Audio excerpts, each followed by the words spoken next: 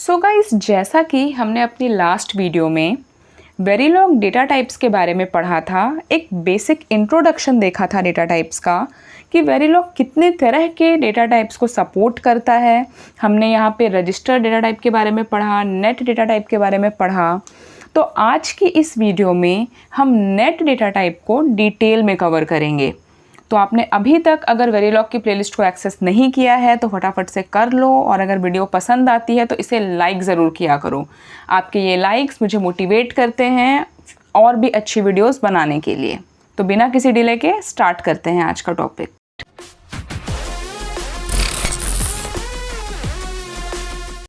तो अगर net data type की बात करें तो ये बेसिकली हार्डवेयर एलिमेंट्स के कनेक्शन को रिप्रेजेंट करता है।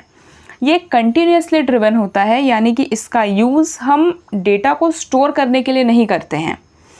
नेट डेटा टाइप को डिक्लेयर करने के लिए हम कीवर्ड वायर यूज़ करते हैं, और बाय डिफ़ॉल्ट इसकी वैल्यू होती है high impedance, that is Z।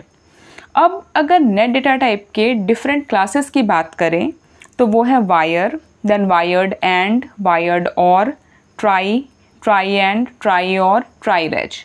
तो आज हम इन क्लासेस को डिटेल में कवर करेंगे। तो स्टार्ट करते हैं वायर डेटा टाइप से। तो जैसा कि आप इस एंड गेट में देख सकते हो, यहाँ पे दो इनपुट हैं A एंड B और आउटपुट है C। तो यहाँ पर ये आउटपुट कंटिन्यूसली ड्रिवन है, यानी कि ये वैल्यू को स्टोर करके नहीं रखेगा। जैसे जैसे इनपुट A एंड B की वैल्यू चेंज होती जाएगी, वैसे वैसे आउटपुट की वैल्यू भी चेंज होगी। अब हम इसे एक सिंपल एग्जांपल से समझते हैं। यहाँ पर मैंने एक हाफ एडर लिया है। इस हाफ एडर में दो इनपुट हैं A एंड B और दो आउटपुट होंगे sum and carry, as we all know. तो अब इसके वेरिलॉग कोड में देखते हैं। सिंपली मैंने यहाँ पर सबसे पहले मॉड्यूल नेम दे दिया है हाफ एड, देन मैंने यहाँ पे पोर्ट्स दिए हैं, पोर्ट लिस्टिंग की है A B sum and carry, then declaration, input है A एंड B, आउटपुट है सम कैरी। अब यहाँ पे मैंने सम एंड कैरी को एज अ वायर डिक्लेयर किया है। अब यहाँ पे हम असाइन कीवर्ड का यूज़ कर रहे हैं। तो जैसा कि हमने अपने चैप्टर 0 की वीडियोस में सीखा था कि कभी भी असाइन कीवर्ड के साथ हम रेज डेटा टाइप नहीं यूज़ करते हैं। इसके लिए हम हमेशा नेट डेटा टाइप यूज़ करते हैं, क्योंकि ये कंटिन्यूसली ड्रिवन होता है। तो असाइन कीवर्ड के साथ हमेशा ही left hand side variable wire type का होना चाहिए।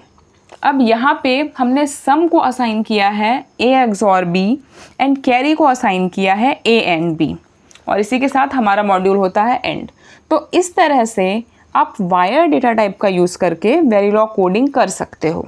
अब हमारे पास वायर्ड एंड वायर्ड और के कंसेप्ट होते हैं। तो जब भी हम वेरिलॉग कोड में एक सिंपल वायर की जगह वायर्ड एंड यूज़ करते हैं तो ये एंड गेट को रिप्रेजेंट करता है, यानी कि ये इस एंड गेट को इंसर्ट करता है। और अगर वायर्ड और यूज़ करते हैं तो ये और गेट को इंसर्ट करता है। वैसे ही हमारे पास पावर सप्लाई कनेक्शंस होते हैं, जैसे कि सप्लाई 0 एंड सप्लाई 1। अब इनको भी हम एक एग्जाम्पल की हेल्प से समझते हैं। तो सबसे पहले इस फिगर में आप देखो, मैंने एक एंड गेट लिया है और एक और गेट लिया है। एंड गेट के लिए दो इनपुट्स हैं A एंड B, और गेट के लिए दो इनपुट्स हैं C एंड D। अब मैंने इन दोनों ही आउटपुट को कनेक्ट कर दिया है, और इसका जो फाइनल आउटपुट है वो है Y। अब अगर आप Y को एज अ वायर डिक्लेयर कर रहे हो तो इसका आउटपुट इनडिटर्मिनिस्टिक होगा, क्योंकि आपने Y को दो डिफरेंट वैल्यूज़ असाइन की हैं।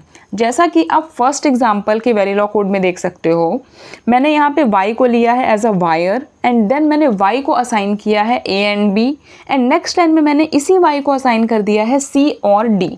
अब यहाँ पे सिमुलेटर कंफ्यूज हो जाएगा कि Y को वो कौन सी वैल्यू असाइन करे, A एंड B या फिर C और D, जिसकी वजह से जो रिज़ल्ट आएगा वो इनडिटर्मिनिस्टिक होगा। तो इस प्रॉब्लम को सॉल्व करने के लिए हम वायर्ड एंड या फिर वायर्ड और लॉजिक का यूज़ कर सकते हैं। तो सेकंड एग्जांपल में मैंने Y को डिक्लेयर किया है एज अ वायर्ड एंड।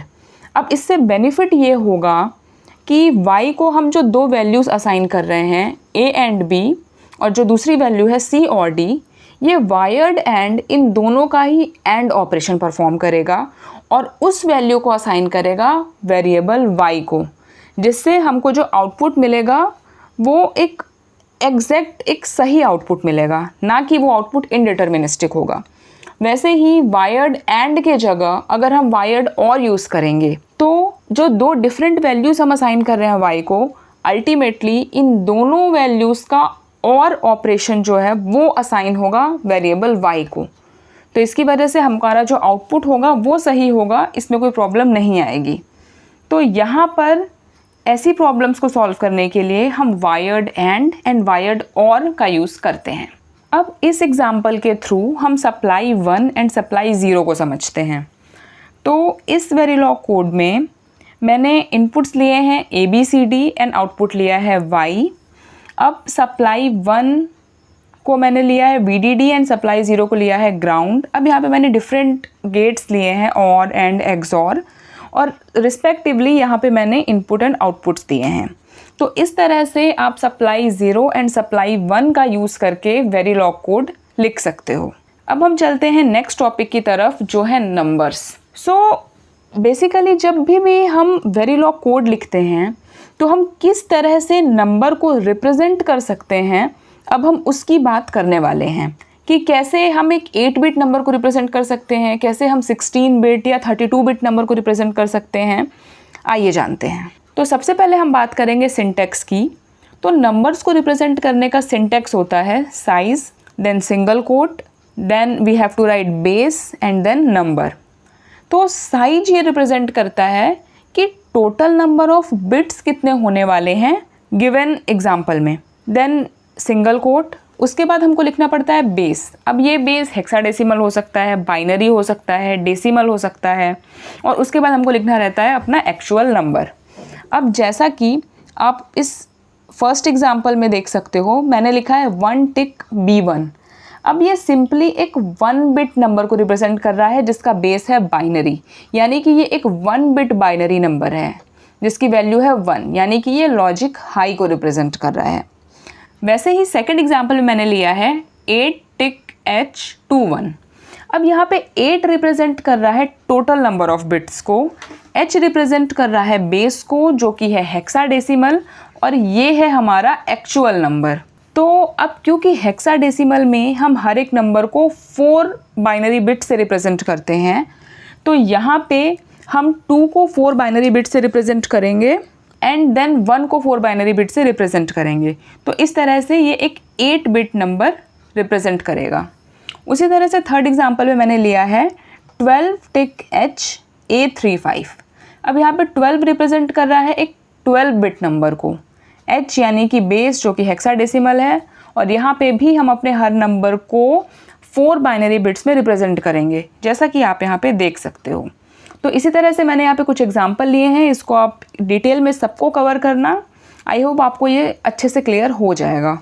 अब हम कुछ एक्स्ट्रा पॉइंट्स की बात करते हैं।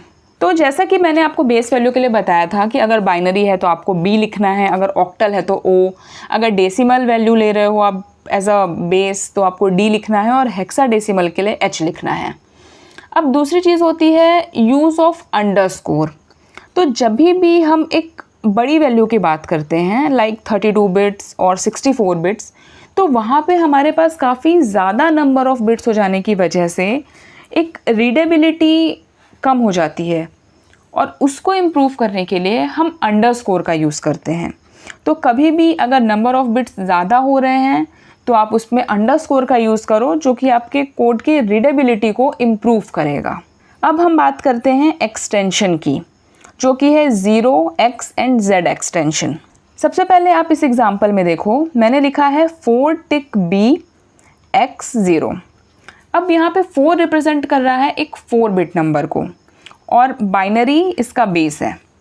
अब क्योंकि ये नंबर 4 बिट है तो मुझे टोटल 4 बिट्स लिखने होंगे इस नंबर को रिप्रेजेंट करने के लिए, बट यहाँ पे एज अ बाइनरी अगर हम बेस ले रहे हैं तो हम 0 को एज अ सिंपल 0 रिप्रेजेंट करेंगे और X को एज अ X, बट फिर भी हमारे पास अभी 2 ही बिट्स हो रहे हैं अगर हम ऐसे लें, और हमको क्या लिखना है 4 बिट में इस नंबर को रिप्रेजेंट करना है।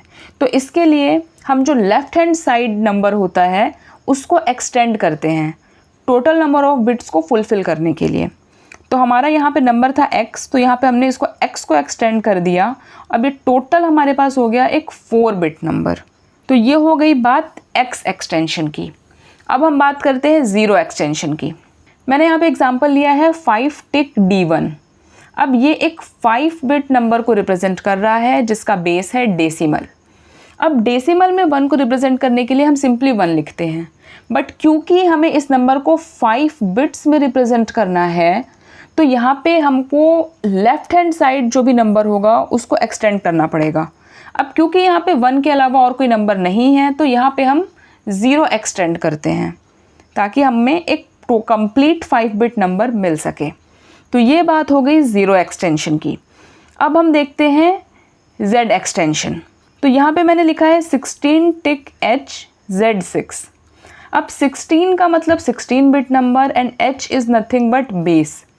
अब हेक्साडेसिमल में हम हर एक नंबर को 4 बाइनरी बिट से रिप्रेजेंट करते हैं, बट क्योंकि मुझे यहाँ पे टोटल 16 बिट्स चाहिए और क्योंकि ये 2 नंबर जो हैं और अगर मैं इनके लिए 4 बिट्स यूज़ करूँ तो भी हमारे पास टोटल 8 बिट्स ही होंगे। स्टिल इसमें 8 बिट्स कम हो रहे हैं, तो यहाँ पे हम इसमें Z एक्सटेंशन का यूज़ करेंगे बिकॉज जो लेफ्ट हैंड साइड नंबर है वो है Z, इसीलिए हम फर्दर इस Z को ही यहाँ पे एक्सटेंड करेंगे टोटल 16 बिट्स कंप्लीट करने के लिए। तो ये बात हो गई यहाँ पे Z एक्सटेंशन की। तो आई होप आपको आज का टॉपिक क्लियर हुआ होगा। अगर कोई डाउट है तो मुझे कमेंट सेक्शन में बताओ। अगर वीडियो पसंद आई है तो इसे लाइक ज़रूर करो और चैनल को सब्सक्राइब करो। मैं मिलती हूँ अगली वीडियो में नेक्स्ट टॉपिक के साथ। Till then, good bye, take care.